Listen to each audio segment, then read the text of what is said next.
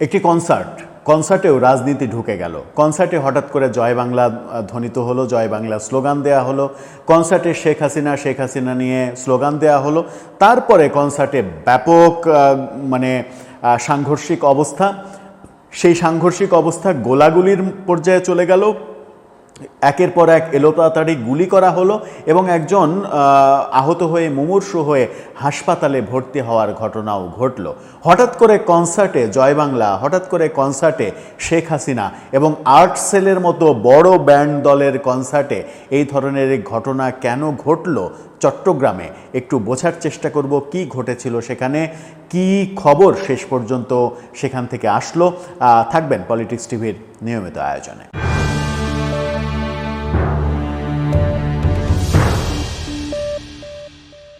বলছিলাম একটি কনসার্ট এবং কনসার্টে হঠাৎ করে জয় বাংলা ধ্বনি, জয় বাংলা স্লোগান, ব্যাপারটা আজব হওয়া, আশ্চর্য হওয়ার মতো আজব ব্যাপার বলেই ধারণা করা যেতে পারে। এবং সেই কনসার্টে মুহুর্মুহুর শেখ হাসিনা বলে স্লোগান দেয়া হলো। তার মানে কি কনসার্টে বেশিরভাগই আওয়ামী লীগের লোকজন কনসার্ট দেখতে গিয়েছিল, আর কনসার্ট দেখতে যে তাদের এই স্লোগান জয় বাংলা, শেখ হাসিনা এগুলো দেওয়ার উদ্দেশ্য কি? তারা কি সেখানে একটা অন্য কিছু জানান দিতে চাইলো? সেই জানান দেওয়ার পেছনে কারণ কি ব্যান্ড দল আর্ট সেল তাদের উদ্দেশ্যে, যে আর্ট সেলকে নিয়ে বিভিন্ন আলোচনা রয়েছে, যে আর্ট সেল সম্প্রতি একটা বিশেষ দিনে একটা কনসার্ট বাতিল করেছে, রাজশাহী বিশ্ববিদ্যালয়ে জুলাই যোদ্ধাদের আয়োজিত কনসার্ট বাতিল করেছে। তারপর থেকে তাদেরকে নিয়ে বেশ আলোচনা হচ্ছে।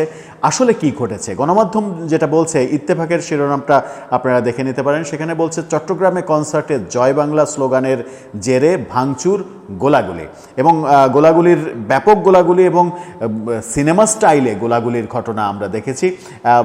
একাধিক ভিডিও সামাজিক যোগাযোগ মাধ্যমে ভাইরাল হয়েছে। কি বলছে একটু জেনে নিই, তারপরে দুটো ভিডিওর আংশিক আপনাদেরকে দেখাবো। বলা হচ্ছে চট্টগ্রামে একটি কনসার্টে জয় বাংলা স্লোগান দেওয়া নিয়ে গোলাগুলির ঘটনা ঘটেছে। এতে একজন গুলিবিদ্ধ হয়েছেন, তার নাম শরীফ। 23 বছর বয়স্কে এই তরুণকে চট্টগ্রাম মেডিকেল কলেজ হাসপাতালে ভর্তি করা হয়েছে। তার অবস্থা আশঙ্কাজনক।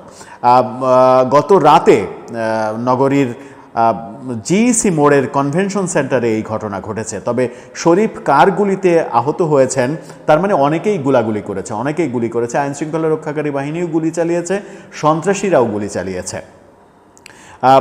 সেটা নিশ্চিত হওয়া যায়নি কার গুলিতে আহত হয়েছেন। এই ঘটনার পর একটি ভিডিও ফেসবুকে ছড়িয়ে পড়ে। একটি ভিডিও না, একাধিক ভিডিও ছড়িয়ে পড়েছে। প্রথমে একটা ভিডিও দেখুন, সেখানে মুহুর্মুহুর শেখ হাসিনা স্লোগান দেয়া হচ্ছে।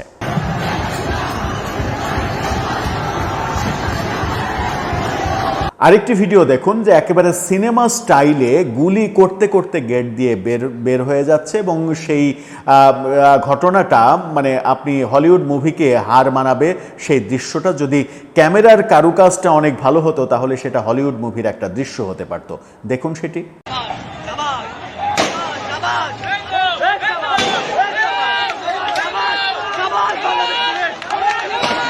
এই যে ঘটনাগুলো ঘটলো, এই গোলাগুলির মাধ্যমে একজন আহত হয়েছে। হয়তো এই যে ওপেন ফায়ারে অনেকে যে আহত হয়নি সেটা একটা সৌভাগ্যের ব্যাপার। সেখানে বলা হচ্ছে যে ভিডিওতে এক পক্ষ কনভেনশন সেন্টারের মূল ফটক ভাঙচুর করার চেষ্টা করে, সেই দৃশ্য যেমন দেখা গেছে এরকম ভিডিও ছড়িয়ে পড়েছে। এ সময় ভেতরে থাকা আইনশৃঙ্খলা রক্ষাকারী বাহিনীর সদস্যরা পরিস্থিতি নিয়ন্ত্রণে আনতে গুলি ছোড়েন।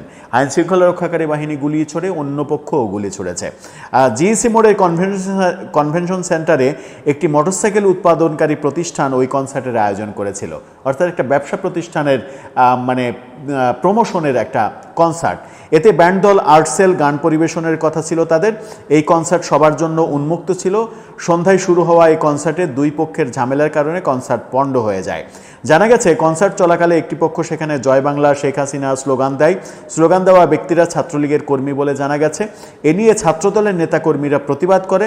এরপর দুই পক্ষের মধ্যে তুমুল বাকবিতণ্ডা এবং এক পর্যায়ে সংঘর্ষের পরিস্থিতি তৈরি হয়। এক পর্যায়ে পুলিশ এলোপাথাড়ি গুলি করে। এতে ছাত্রদলের দুজন গুলিবিদ্ধ হয়েছেন। ছাত্রদলেরও 2 জন গুলিবিদ্ধ হয়েছে। গুলিবিদ্ধ একজনকে ভর্তি করা হয়েছে চট্টগ্রাম মেডিকেল কলেজ হাসপাতালে, এমন তথ্য নিশ্চিত করা হয়েছে। চট্টগ্রাম নগর ছাত্রদলের আহ্বায়ক সাইফুল আলম তিনি বলেছেন, কনসার্ট চলাকালে কনভেনশন সেন্টারের ভেতরে আওয়ামী লীগের স্লোগান দিয়েছে একটি পক্ষ, পরে এটা নিয়ে ভেতরে গণ্ডগোল হয়। নগরীর খুলশী থানার ভারপ্রাপ্ত কর্মকর্তা ওসি শাহিনুর জামান জানিয়েছেন, এটা নিয়ে কী নিয়ে এই ঘটনা ঘটেছে তা জানার চেষ্টা করছি। ঘটনাস্থলে ঊর্ধ্বতন পুলিশ কর্মকর্তারা আছেন।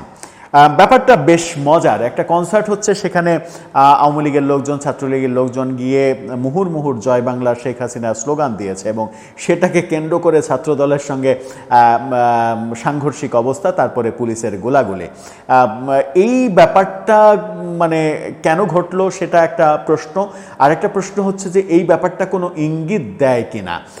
এই ব্যাপারটা যদি একটা স্পেসিফিক একটা বিচ্ছিন্ন ঘটনা হিসেবেই দেখা যায় কিংবা একটা বিচ্ছিন্ন ঘটনাই থাকে, সেটা একটা ভিন্ন কথা। আর যদি এই ব্যাপারটা একটা উদাহরণ হয়, এই ব্যাপারটা যদি সারা বাংলাদেশে ছড়িয়ে পড়ে, তাহলে কীরকম পরিস্থিতি তৈরি হবে সেটা খুব সহজেই অনুমান করা যায়। তাহলে কি মানে আওয়ামী লীগ এখন এইভাবে পরিকল্পনা সাজাচ্ছে যে কনসার্ট, বিভিন্ন সভা সমাবেশ, এই ব্যাপারগুলোতে তাদের অবস্থান জানান দেয়া এবং অবস্থান জানান দিয়ে তারা রাজনৈতিকভাবে আবার ফিরে আসার চেষ্টা করছে, এরকম পরিকল্পনাতেই কি তারা আগাচ্ছে?